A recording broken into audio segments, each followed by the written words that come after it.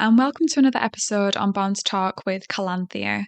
I'm not going to lie, this episode I'm feeling really sort of vulnerable and worried and upset and emotional. I'm going to try my best to do what I need to do because it is an important topic. Now, this podcast is typically about self-development and improving our lives.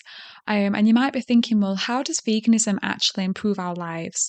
Well, the truth is, it's actually more about improving other beings' lives, so the animals that are exploited. And in being vegan, especially if you're like me and you really do care about animals and you have these values, I had to learn that my values weren't in alignment with my actions. And I'll discuss why I went vegan in a moment, but that's what I basically learned. And then I went vegan because I needed to align my values with my actions. So today's episode, I do want to kind of just explore or just explain really what veganism is, why I went vegan, and to give you some more insight and some more sort of links and research that you can have a look at if you are curious about veganism, or you think that, that you have a compassionate heart and you want to make sure that you're living in alignment with your true values.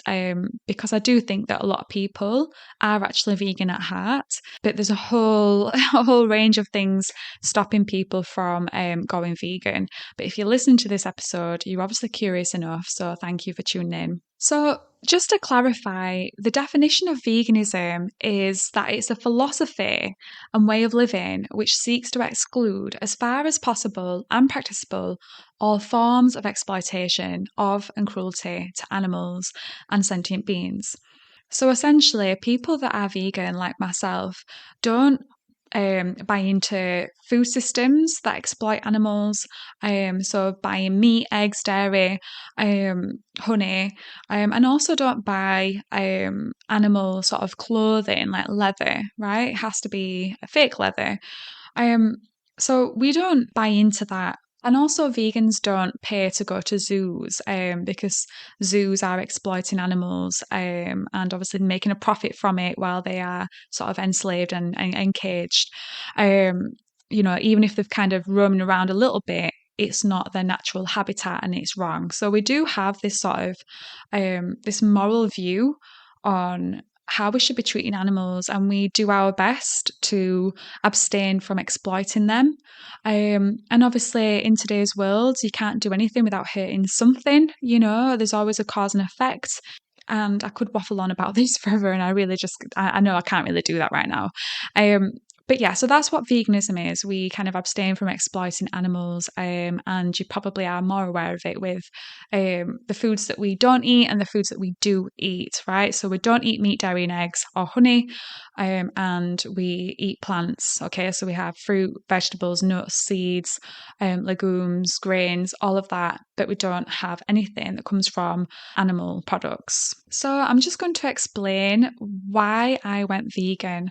Essentially, I learned some information about the animal industries. It was actually my auntie that told me some information about it. It upset me, and then I looked into it, watched some documentaries, and I kind of just went vegan overnight. And it was officially the 19th of February 2016 that was my first day being fully vegan. And it was a shock. It was a wake-up call. It was heartbreaking. So it wasn't an easy time for me at all. And even though I've been vegan for 8 years, it's taken me quite a while to sort of build up thicker skin and try to almost like not think about the animal suffering because it was just impacting my mental health. So essentially, the information that kind of triggered me into looking at veganism was learning that baby male chicks, they are separated from the females because obviously the females are the ones that can lay eggs. They're the ones that are economically viable and profitable. And what happens is when baby chicks are born, they separate the male and the female, and the male chicks just get killed instantly. They are usually a day old when they get killed. And that is in the UK. That's in many other countries. That's exactly how it operates. So these baby male chicks sometimes get ground up alive, which sounds really horrible and shocking. And that's the kind of fact that really hurt me. I couldn't believe it, to be honest. I didn't want to believe it.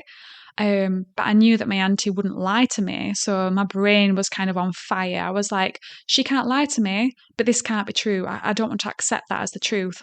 And there was definitely some kind of cognitive dissonance going on there. But I just knew in my heart I had to research into this because I did not want to fund any industry that grinds up or gases or puts them in plastic bags, these baby male chicks, and they suffer on the very first day that they've been born. So that really sort of broke my heart, and I started looking into that, realised it was all true. And then I started thinking, well, what about milk? Milk can't be bad. I was looking at organic cows and farms and things like that, and I couldn't escape the actual truth of what the animals do actually go through. So I ended up watching Vegucated, which is a documentary. So you can have a look at that. But I watched Vegucated and Cowspiracy first. So Vegucated was more about these people sort of if in America, kind of eating a bit healthier, learning about the animal sort of industry. And obviously, in that, it does touch a lot upon the ethical side of why people go vegan. And it did make people want to either go vegan or at least cut out meat or cut down on meat because they were traumatized and upset by what they learned. And that really sort of struck a chord in me when I watched that. I learned a lot as well and saw some really sort of some footage that was quite traumatizing. Because it's normal for us to want to shy away from what really happens to animals. And then I watched Cowspiracy, and Cowspiracy, again, it's based in America. Basically, Cowspiracy is about the animal industry and the environmental impact that the animal industry has as well. So thinking about just the transportation, the methane coming from cows, and I learned so much about that. But it did again touch upon a little bit of the ethical side of things as well, and it was quite shocking to see how these animals, like cows and pigs and chickens, are living in order for people to, quote, have their meat, unquote. So there was a lot, right? And I kind of absorbed this information very quickly over the space of a couple of days. Just to give you a bit more of a background, really, I was a massive, probably still am technically, I was a massive chocoholic, and that's all I ever ate, right? I might have a bit of savoury food, but I would have a lot of chocolate. So dairy milk was my thing. Yogurts were my thing as well. I was obsessed with dairy and sugar. And meat, I would have a lot of chicken if I had meat. So that was like my sort of thing, my sort of eating. And when I was learning about veganism, I had some dairy milk left in my flat. And just the thought of eating it made me want to throw up, like just knowing where it really came from. And again, I'll touch upon a little bit more about that in a moment. So I actually kind of got some of the things that weren't vegan. I gave them to my family, or some of the things I chucked, and I just went vegan like overnight. But that doesn't mean to say it was an easy sort of transition, because it was still a shock to the system. Like one day I was absolutely fine, next minute I'm crying, my heart's broken, and then I've woken up and I've got to label myself as vegan, and it felt very disorientating and scary and hurtful to know what these animals are going through. It was much easier having the blindfolds on and having earmuffs on. So I couldn't hear any evil, see any evil, know about it. But I am a truth seeker, and that's something else about me. I like to know the truth. I want to be honest with myself. I want to be honest with others. And I couldn't literally ignore that information. I had to do my research. And because I'm open to new information, I'm open to research and, the facts, that essentially I couldn't ignore it anymore. And especially, that kind of feeling, that horrible gut feeling in my stomach, just knowing that what's happening to the animals is abhorrent and wrong. And ordinary, nice people are paying for this to happen every single day. And that's a really hard truth to kind of take, but I just knew that I can do my bit and I'm not going to contribute to that. So when I went vegan, obviously I'd acquired quite a lot of new information, some really sort of traumatizing information about the animal industries. So I've already kind of mentioned about the baby male chicks get killed on the first day of life, usually by gassing, suffocation, or being ground up alive. the female chicks, they obviously have to lay loads of eggs and they get put in cramped conditions. And if you actually have a look at free range eggs, you'll realize that they don't have a massive field to roam around. That's literally not what it is. It's only a very small amount of space to be classed legally as free range. And they're often in just big sort of buildings and huts where there's just literally hundreds or thousands of them crammed in, and they get a lot of diseases. Many of them die because of it, and other chickens are kind of pecking at their dead bodies. It's absolutely abysmal when you see the footage and you research what happens to chickens. And then obviously, they're exploited for their eggs, and then finally, when they can't really produce many eggs, they end up getting slaughtered. And again, I've seen footage of chickens hanging upside down, being slaughtered, and that again is very traumatizing. Honestly, I'm getting a bit of PTSD, I think, talking about this, but I know it's important, and I know that I need to kind of explain it, because so many people shy away from wanting to watch it. And don't get me wrong, I never wanted to watch anything like that growing up. Digressing here a little bit, but I used to say when I was younger, even when I was a teenager, if I ruled the world, I'd make everyone be vegetarian because I'm not going to be responsible for killing animals, sending them to the death.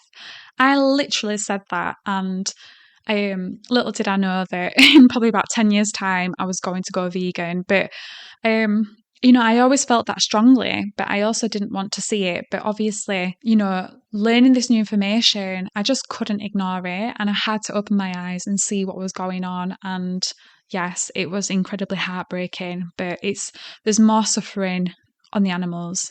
So that's a little bit about the egg industry.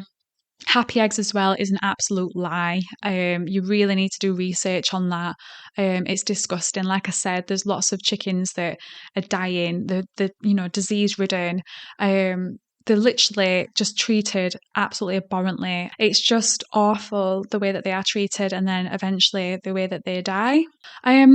And that's just chickens, okay? That'll be a similar situation with turkeys as well. And obviously we've got two other land animals that we eat a lot of, that people eat a lot of. So we've got pigs, obviously, and we've got cows. So cows is a really, really big one because we've got the dairy industry, and then we've got the beef industry. And similarly with cows, if you are, a female cow, a female calf, then you are going to be in the dairy industry. And then when you are in the dairy industry, you are abused, taken for your milk, etc., have a horrible life, and then they end up killing you in the end for the beef industry. If you are a male cow, male calf, if you're born in the dairy industry, they often just kill you instantly because it's just, again, economically viable. So they literally will just smash the cow up, or they'll just shoot the cow in the head to kill the cow. And quite often, they know they have their calves taken away, and they feel a bond with their calves. They want to be a mother to their calf. So to take them away, it's traumatizing for them. And again, there's lots of footage as well showing that, male calves being taken away and literally a female cow just like crying out. And it's absolutely traumatizing, that we view these animals, not me personally, but people are kind of brought up really to view them as just products. Like they don't actually feel pain, they don't suffer, and they are absolutely sentient beings. They feel deep emotions. And they feel pain and suffering. And cows are, it's awful what they have to go through. And again, it's awful that these newly born calves, male calves, will get killed, a few days old, maybe a couple of weeks old, because there's literally no use to them, right? And they are taking the mother's milk away, so they can't be doing that because people want milk for themselves, even though we are not cows, right? So really tragic, really awful. And again, the slaughtering procedure for cows, absolutely awful as well. How they put, electrical bolt guns to their head or sometimes slit their throats. It's absolutely awful. It's not a footage that anyone really wants to see, but I think that if you want to be more informed about where you're putting your money, then I would definitely advise having a look at the documentaries that I'm putting in the link for this episode. Pigs, again, have a horrible experience. So they're in cramped conditions. They're in these like little farrow crates. The mummy pigs just literally they can't move around, and that's it. They're just stood there in this crate in the dark, and they're just left to get fat. And then when they obviously give birth, they can't even look after the baby piglets. A lot of them die. Again, they're all just sitting in their own shit. It's fucking disgusting. There is no other way to put it. And I actually watched the latest documentary on pigs yesterday. And it's called Pignorant. It's on Amazon. It's on Prime as well. And it's based on a UK slaughterhouse that thankfully now has been shut down. But obviously, all of these slaughterhouses are still open in many other areas in the country and, of course, across the globe. But yeah, it was a slaughterhouse in Manchester, and Joey Armstrong is the one who kind of does this undercover investigation on that. So I would definitely advise you have a look at that. But you'll see that even the free range, pigs that do get to kind of be outside, that again, they are not looked after, and many of them have diseases, they die, and other pigs are just kind of wandering around and they're all just sitting in each other's urine and shit, and it's disgusting. And of course, the killing procedure is awful. So, in England and in many other countries, the most economically viable way, again, I keep saying that phrase, it's all about business and profit and efficiency. They kill pigs in gas chambers. And again, Pignorant has footage of that. And I had to turn away from that yesterday because I'm already vegan. I don't need to see that anymore. But of course, I have seen footage of that before from some other documentaries, and it's just heartbreaking. When we think about gas chambers, we instantly think about what the Jewish people had to go through in the Holocaust and how horrific that sounds. And yet we do the exact same to pigs, and apparently that's okay. And you'll see that they suffer when you watch the footage, and it's fucking awful. I know I'm swearing, but it's just my emotions, and I do swear quite a lot naturally. But yeah, it's absolutely awful. So that's essentially a bit of information, not detailed information because it's more just about why I kind of went vegan. But there are lots of kind of really key facts about, how old the animals get to live for, when they get slaughtered, etc. And there's just so much information out there that I don't even know exactly where to start. I just kind of want to express my views on going vegan, really. So I learned all of that information. It was really shocking. And I had no choice but to go vegan because my heart could not allow me to touch anything like that ever again. So I've been vegan for 8 years, which is brilliant. Initially, I used to think veganism was a bit bizarre, a bit extreme, but I didn't really understand it.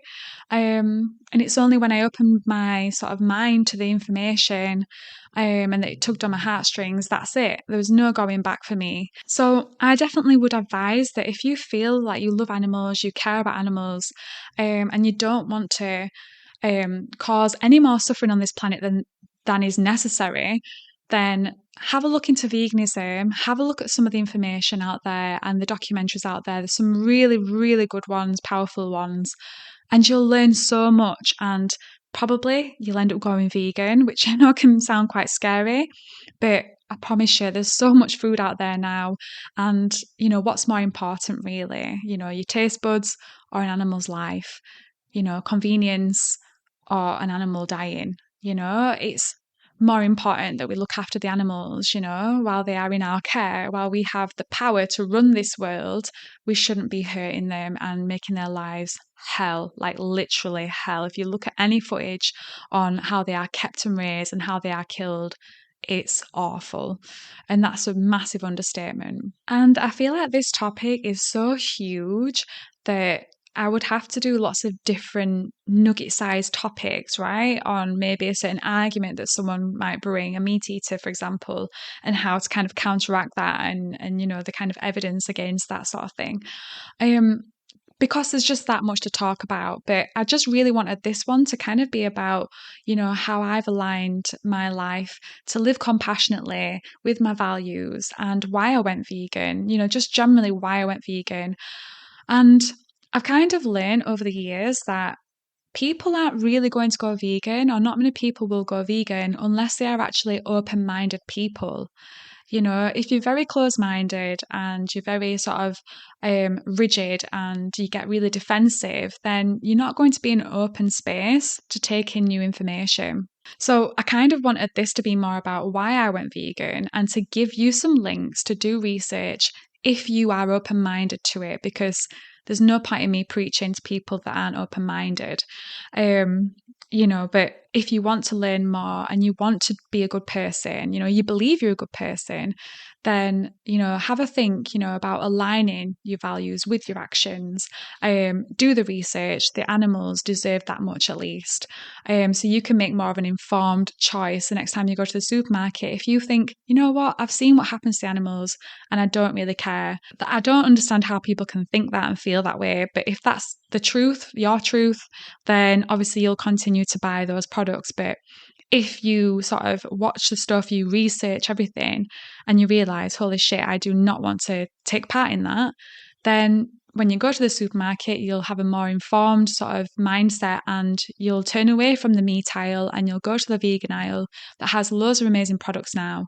And even if where you live, there's not that much, there's so many plants out there and grains and fruit and vegetables that you can literally create your own recipes. You can have a look online for really inventive recipes. And it's really exciting, how, you can eat so much amazing vegan food. And when people ask me, what do you eat now you're vegan? I used to get really kind of stunted with that. Like I didn't really know where to start. And I've just learnt to say, I eat whatever I want, whatever you eat, but just a vegan version, because I've learned over the years that there's literally nothing you can't have that, meat eaters would have. So I've definitely learned that over the years. And obviously, I mentioned earlier that I was a massive chocoholic. I still love chocolate, and there's some amazing vegan chocolate out there. I love sugary treats, and I've been making a lot of muffins recently, and they are amazing and incredible, and really simple and easy to make as well. So just when you think, oh, I'm not sure I can go vegan, I do think that some people can jump into it and turn vegan overnight. And other people might think, okay, I want to go vegan, but I'm going to need more time.